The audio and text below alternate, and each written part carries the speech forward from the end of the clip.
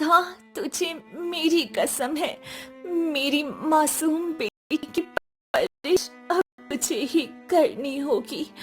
इसके पिता ने इसे अपनाने से साफ इनकार कर दिया है। मैंने समाज के खिलाफ जाकर प्रेम किया था राधा। मेरी इस भूल को अब सिर्फ तुम्हारी ममता ही सुधार सकती है। मेरी बच्ची को सहारा दे देना बहन।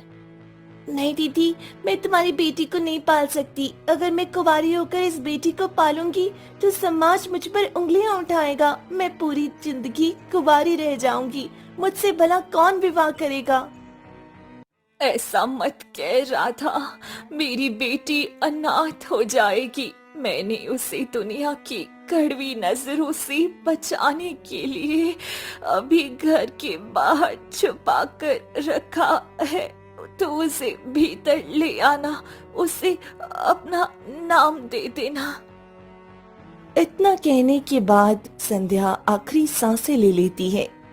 नहीं दीदी, तुम ऐसा नहीं कर सकती। उठो दीदी, आंखें खोलो। ये तुमने क्या किया? तुम तो इस दुनिया से चली गई और मुझे इस कभी ना टूटने वाले बंधन में बांध गई। फिर जैसी तैसी राधा संध्या का अंतिम संस्कार करने के बाद सुधा की परवरिश करने लगती है। धीरे धीरे 20 वर्ष बीत जाती हैं। सुधा अब बेहद खूबसूरत लड़की हो जाती है, लेकिन राधा के मन की नफरत कम नहीं होती। सुधा, कहाँ रह गई? इधर आ। मैंने तुम्हें कितनी बार मना किया है कि मेरे सामान को हाथ मत लगाया कर। फिर आज तुमने अलमारी से मेरे कपड़े क्यों उठाए? माँ, वो कपड़े गंदे हो गई थी। मुझे लगा आपको पहनना होगा, इसीलिए मैंने सारे कपड़े धोकर सूखने डाल दिए। मैं तो बस आपकी मदद कर रही थी। मुझे तुम्हारी कोई मदद नहीं चाहिए। और सुनो, मैं तुम्हारी माँ नहीं हूँ, इसलिए आज के बाद मुझे माँ मत कहना। मेरी नजरों के सामने से दूर हो जाओ। मुझे तुम्हारा ये चेहरा देखना बिल्कुल पसंद नहीं है। मुझे माफ कर दो मौसी।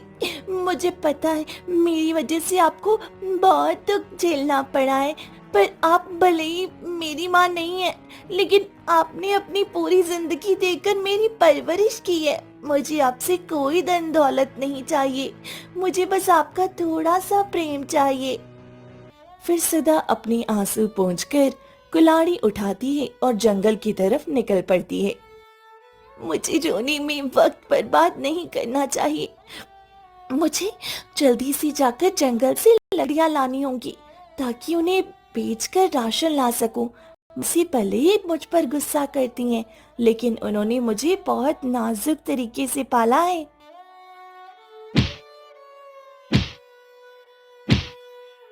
सुधा जंगल से लकड़ियां काटकर वापस आ रही होती है कि तभी रास्ते में अर्जुन उसका रास्ता रोककर खड़ा हो जाता है।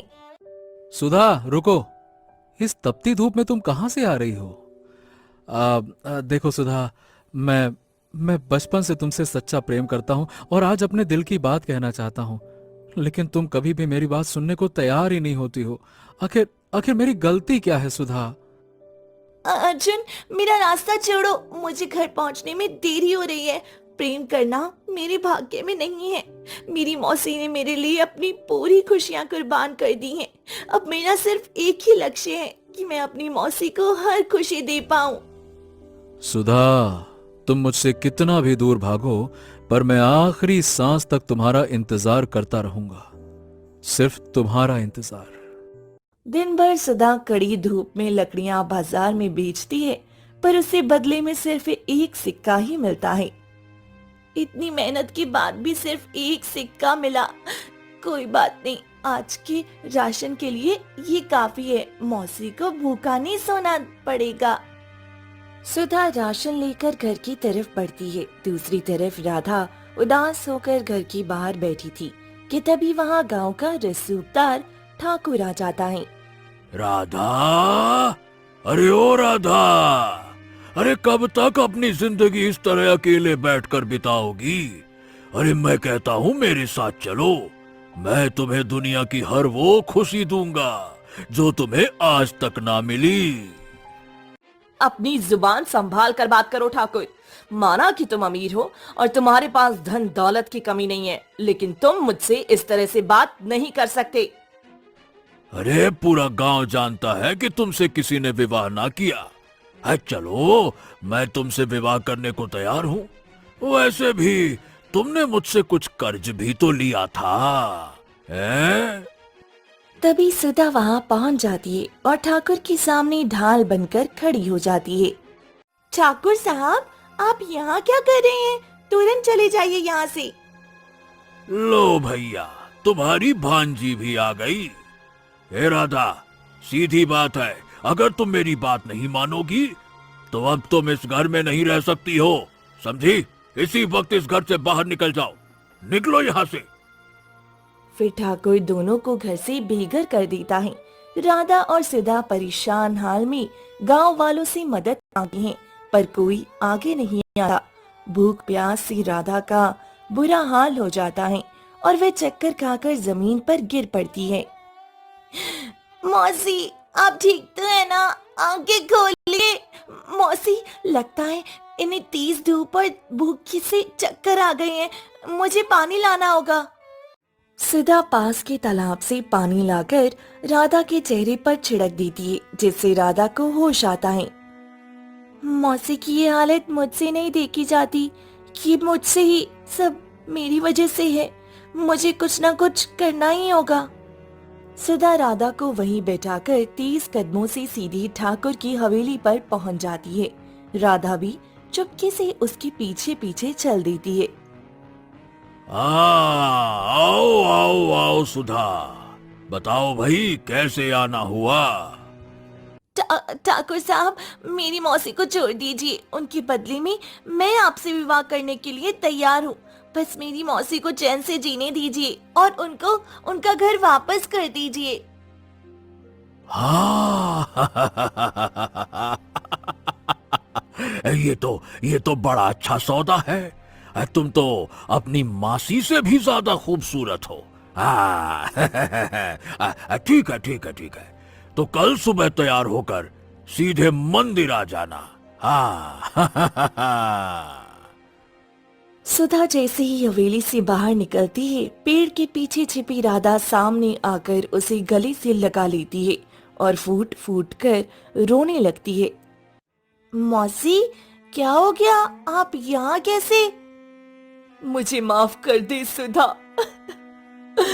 मैं अपनी जिंदगी बर्बाद होने का जिम्मेदार तुम्हें मानकर इतने सालों से तुमसे नफरत करती रही, पर आज तो मेरी जिंदगी बचाने के लिए उस जालिम ठाकुर से विवाह करने क्यों तैयार हो गई? मौसी, मैंने हमेशा आपको अपनी माँ माना है, आपकी खुशी के लिए मैं कुछ भी कर सकती हूँ। नहीं बेटी, अब इस विवाह की कोई जरूरत नहीं है। हम दोनों जंगल में रह लेंगे, सूखी रोटी खा लेंगे, पर मैं तुम्हें वहाँ कभी नहीं जाने दूंगी। मैं तुम्हें पहचानने में बहुत बड़ी भूल कर चुकी हूँ। चलो बेटी। राधा सुधा का हाथ पकड़कर घने जंगलों की तरफ ले जाती है। वे दोनों एक सुरक्षित गुफा के पास अपनी छोटी सी झोंपड़ी बना लेती हैं। फिर अगली सुबह होती है। मौसी, आप यहाँ आराम करिए, मैं काम का इंतजाम करके आती हूँ। बेटी, मैं भी तुम्हारे साथ चलती हूँ। इस घने जंगल में तुम्हें अकेला छोड़ना ठीक नहीं है। नहीं मौसी, आपकी हालत ठीक नहीं है। आपकी तबीयत वैसे भी खराब रहती है और आपने ढंग से खाना भी नहीं खाया है। आप यहीं आराम करिए, मैं काम ढूंढकर जल्दी वापस आ जाऊंगी। ठीक है बेटी, अपना ध्यान रखना। सुधा काम की तलाश में गांव की तरफ निकल पड़ती है और एक घर के दरवाजे को खटखटाती है। अरे क्या हो गया लड़की, ये सुबह सुबह हमारा दरवाजा क्यों पीट रही हो? क्या बात है?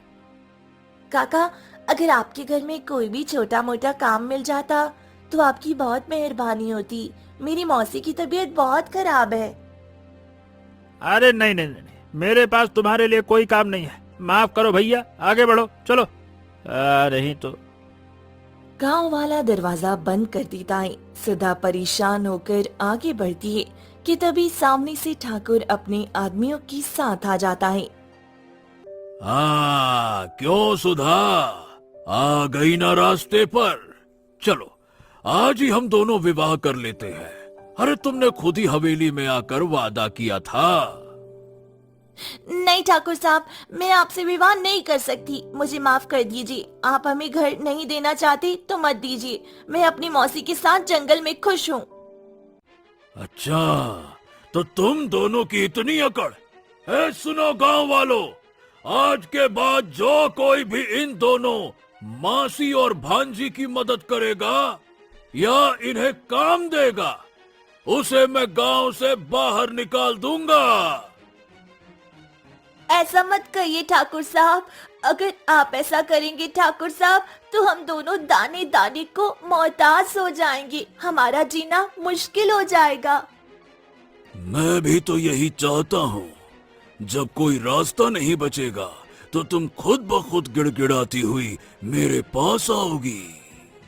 ठाकुर धमकी देकर चला जाता है। गांव वाले भी ठाकुर के डर से सुधा से मुंह मोड़कर वहां से हटने लगती हैं। चलो भैया, हम सब भी यहाँ से चलते हैं। अरे भैया, ठाकुर से दुश्मनी लेना हम गरीबों के बस की बात नहीं भैया, बहुत भारी पड़ेगा। चलो चलो चलो।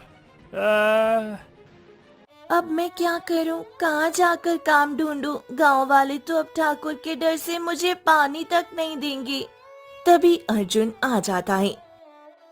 सुधा, तुम चिंता मत करो, तुम मेरे साथ राजमहल चलो। मैं वहां का पुराना सेवक हूं, तुम्हें वहां कोई ना कोई काम जरूर मिल जाएगा। चलो।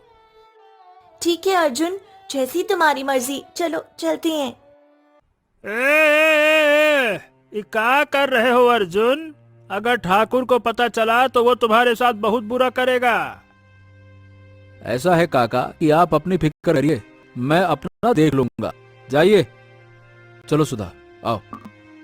अर्जुन सुधा को लेकर राजमहल पहुंच जाता है। दरबार में कदम रखते ही राजा अशोक की नजर सुधा पर पड़ती है और वे उसकी सादगी पर मोहित हो जाती हैं। अरे वाह वाह वाह, ये लड़की तो बहुत खूबसूरत है, मानो साक्षात स्वर्ग से उतरी हुई कोई अप्सरा हो। वाह। महाराज की जय हो। मैं आपका पुराना सेवक हूं महाराज, और ये हमारे साथ सुधा है। मैं इसको आपके पास लेकर आया हूं। इसे काम की सख्त आवश्यकता है। यदि आप इसे महल में कोई कार्य दे दे महाराज तो आपकी बड़ी कृपा होगी। हाँ हाँ, क्यों नहीं क्यों नहीं, ऐसी गुणी लड़की की हमारे महल में बहुत आवश्यकता है।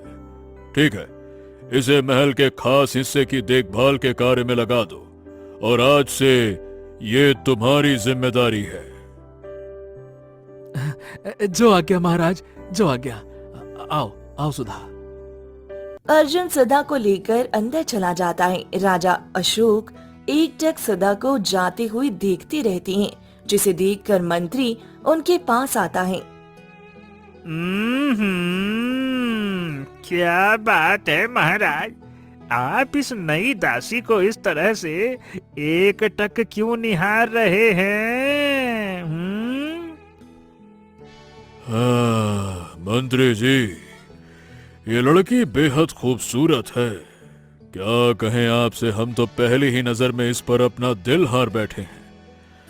हम कुछ ही दिनों में इससे विवाह करना चाहते हैं, क्योंकि ऐसी सुंदरता राजमहल की रानी बनने के योग्य है, किसी झोपड़ी की दासी नहीं। महाराज, आपकी पसंद लाजवाब है। वाकई में इस लड़की की खूबसूरती की चर्चा तो पूरे गांव में है। इसे देखकर सच में लगता है कि कोई अप्सरा धरती पर उतर आई है। वहीं दूर खंबे के पीछे खड़ी रानी सौम्या ये सारी बातें सुन लेती है। नहीं, ऐसा नहीं हो सकता। एक मामूली सी दासी इस महल की पटरानी बनेगी और मैं जो बरसों से यहाँ की रानी हूँ वो दासी बनकर रहूंगी। मैं ऐसा अनर्थ कभी नहीं होने दूंगी। रानी सौम्या गुस्से में भटकती हुई अपने कक्ष में जाती हैं, जहाँ उसकी बेटी राजकुमारी काव्या पहले से बैठी थी। क्या हुआ माँ, आप इतनी परेशान और गुस्से में क्यों दिखाई दे रही हैं? काव्या, तेरी पिता एक मामूली सी नई दासी पर मोहित हो गए हैं और उसे इस महल की रानी बनाने का सपना देख रहे हैं। क्या? पिताजी ऐसा करने वाले हैं, लेकिन वह लड़की है कितनी सुंदर जिसकी वजह से पिताजी अपनी मर्यादा भूल गए। वे दासी महल की गलियारी में ही काम कर रही होगी, तो खुद जाकर अपनी आंखों से देख ले काव्या। काव्या अपनी माँ के कक्ष से बाहर निकलती है। तभी महल के गलियारे से गुजरती हुई दो दासियां आपस में बात कर रही होती हैं। अरे तूने देखा, आज हमारे महल में जो नई काम वाली आई है, वे कितनी गजब की खूबसूरत है। उसकी सुंदरता के आगे सब फीके हैं। हाँ, हमारी राजकुमारी भी खूबसूरत है, लेकिन उसके आगे तो सभी फेल है। सच में वह इतनी सुंदर है कि उसे देखकर तो राजा महाराजा भी मोहित हो जाएं। सच में उसकी खूबसूरती का कोई जवाब नहीं है। वह जब महल में चलती है ना, तो ऐसा लगता है जैसे कोई देवी चल रही हो। दूर खड़ी राजकुमारी काव्या ये सारी बातें सुन लेती है। दासियों के मुंह से इतनी तारीफ सुनकर वह जलन से तड़प उठती है। दासियां उसकी इतनी तारीफ कर रही हैं, मुझे खुद जाकर देखना होगा। काव्या महल के आंगन में आती है, जहां सुधा फूलों को सहेज रही थी। सुधा की अलौकिक सुंदरता देखते ही काव्या अंदर जल भुन जाती है। नहीं, ऐसा कभी नहीं हो सकता।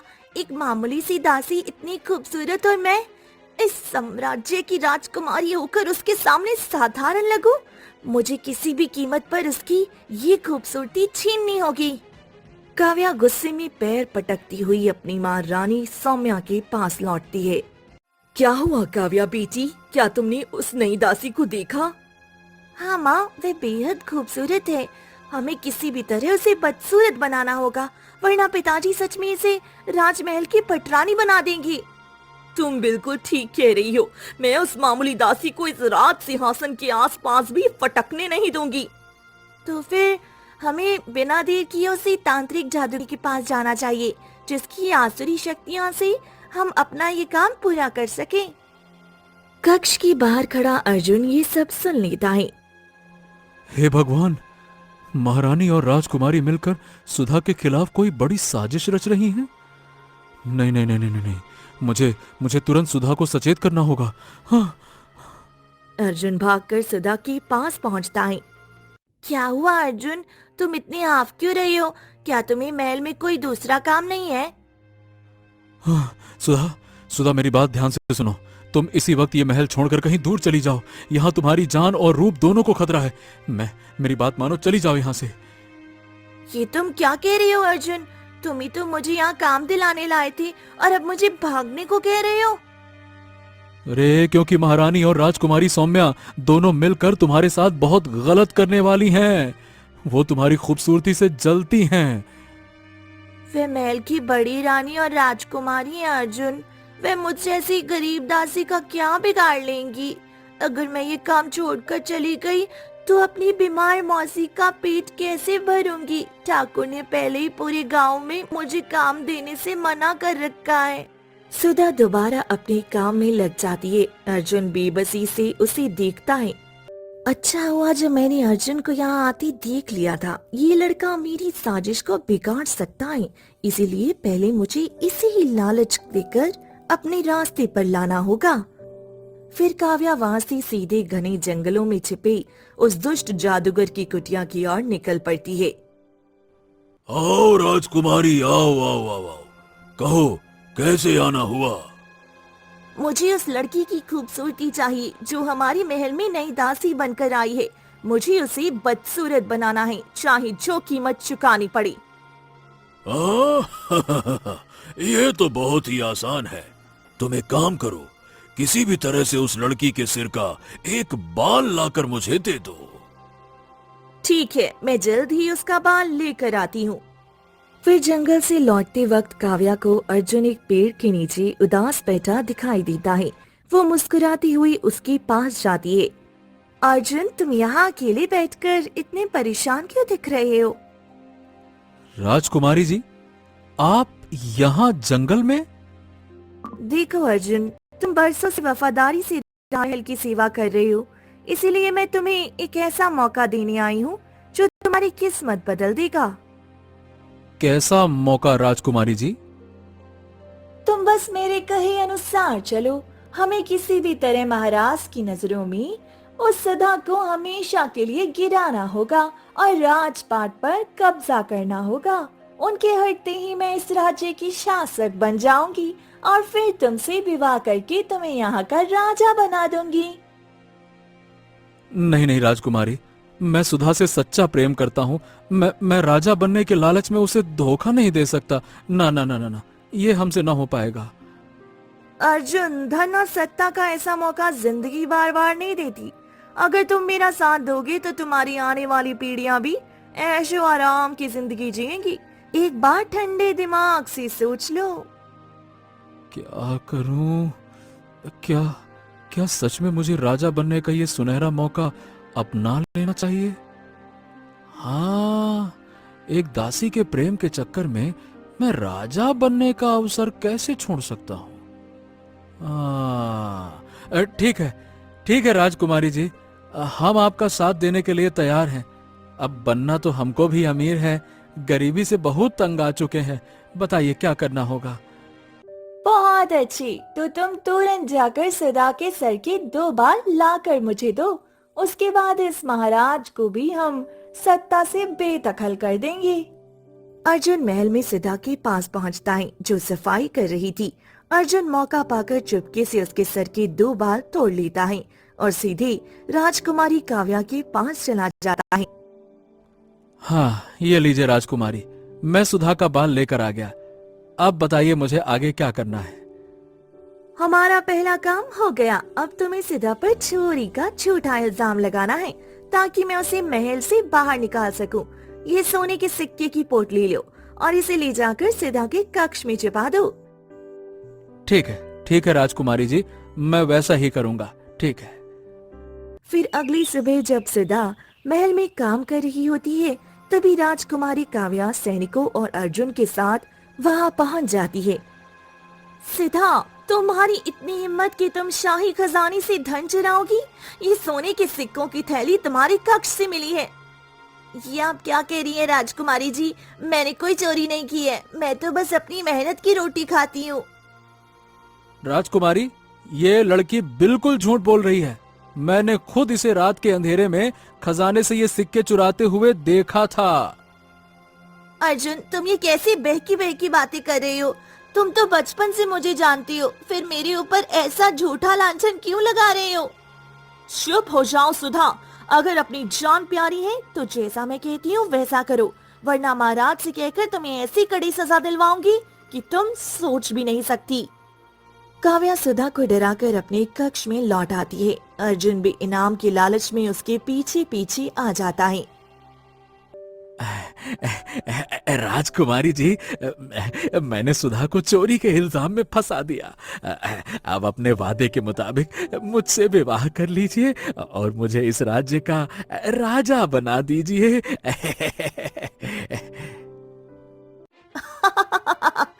तुम जैसी मामूली इंसान को मैं इस राज्य का राजा बनाऊंगी? जैसे तुम मूर्ख हो ना, उसका तो कोई जवाब नहीं। तुम तो महामूर्ख निकले अर्जुन। मुझे तुमसे जो काम चाहिए था वो मैंने करवा लिया। क्या? ये आप क्या कह रही हैं राजकुमारी जी? आपने तो हमसे वादा किया था कि आप हमको राजा बनाएंगी, विवाह करेंगी, फिर वह सिर्फ एक दिखावा था। इन बालों से तांत्रिक सुधा का रूप छीन लेगा और चोरी के डर से वह मेरे सामने मुंह भी नहीं खोलेगी।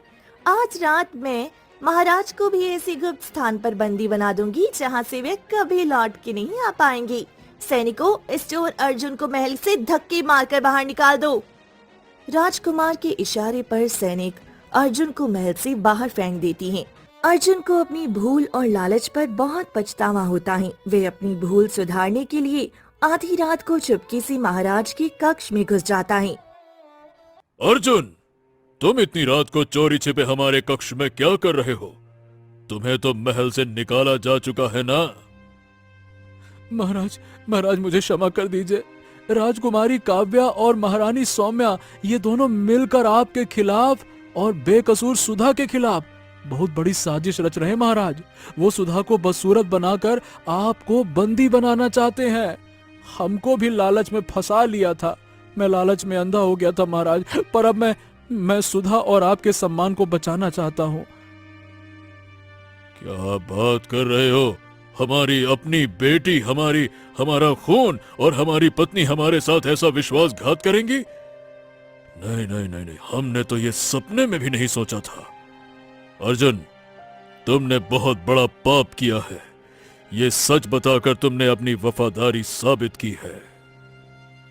महाराज, कल सुबह दरबार में वो दोनों आपके सामने ना सुधा को चोर साबित करने की कोशिश करेंगी।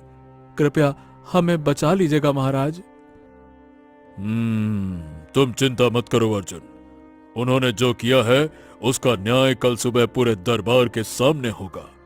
हम खुद इस पाप का अंत करेंगे। अगली सुबह महाराज का भव्य दरबार सजता है। तभी महाराज अशोक सिंहासन पर आकर बैठ जाती हैं। पता नहीं पिताजी को अचानक क्या हो गया, आज इतना बड़ा दरबार क्यों लगाया है? सभी दरबारी ध्यान से सुने। हम सुधा की सादगी देखकर उससे विवाह करना चाहते थे, पर हमारा और उसका साथ यहीं तक था। वो अर्जुन से प्रेम करती है और उसे उसका प्रेम मिलना चाहिए, लेकिन हम आज ही सुधा को इस राज्य की महारानी घोषित करते हैं। महाराज, ये कैसे संभव होगा? एक दासी इस राज्य की बागडोर भला कैसे संभालेगी? नहीं पिताजी, आप ऐसा अनर्थ नहीं कर सकते। एक मामूली दासी को आप हमारे ऊपर पटरानी नहीं बना सकते। चुप रहो काव्या। तुमने और तुम्हारी माँ ने जो पाप किया है वो हमें पता चल चुका है। तुमने उस दुष्ट जादूगर से हाथ मिलाया जो बरसों पहले हमारे राज्य का दुश्मन था। तुम दोनों ने लालच में आकर सुधा और हमारे खिलाफ साजिश रची। महाराज, ये सब झूठ है। आप किसी सेवक की बातों में आकर अपनी पत्नी और बेटी पर शक कर रही हैं। इस राज्य की रानी छल कपट से नहीं बल्कि निर्मल हृदय से बनती है। तुम दोनों इस सम्मान के योग्य नहीं हो। और मंत्री जी, इन दोनों को इसी वक्त इस राजमहल और राज्य की सीमाओं से बाहर निकाल दीजिए।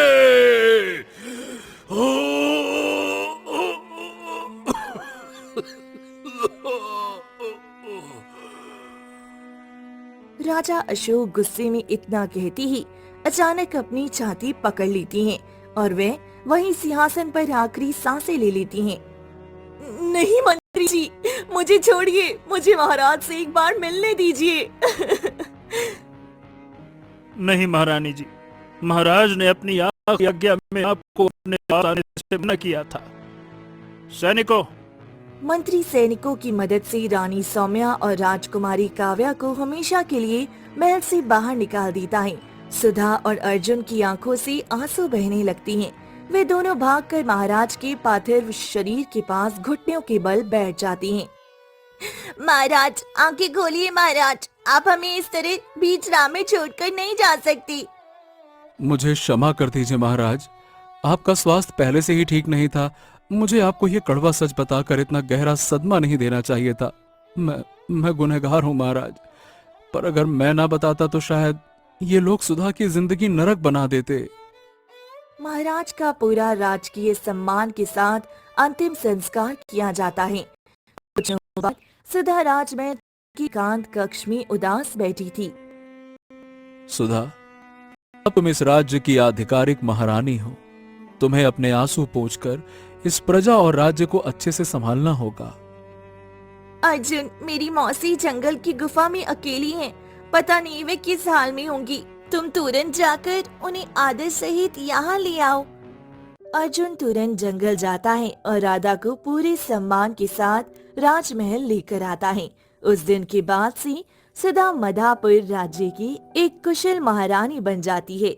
वह अर्जुन की वफादारी को देखकर उससे विवाह कर लेती है और दोनों मिलकर खुशी खुशी राज्य को उन्नति की राह पर ले जाती हैं।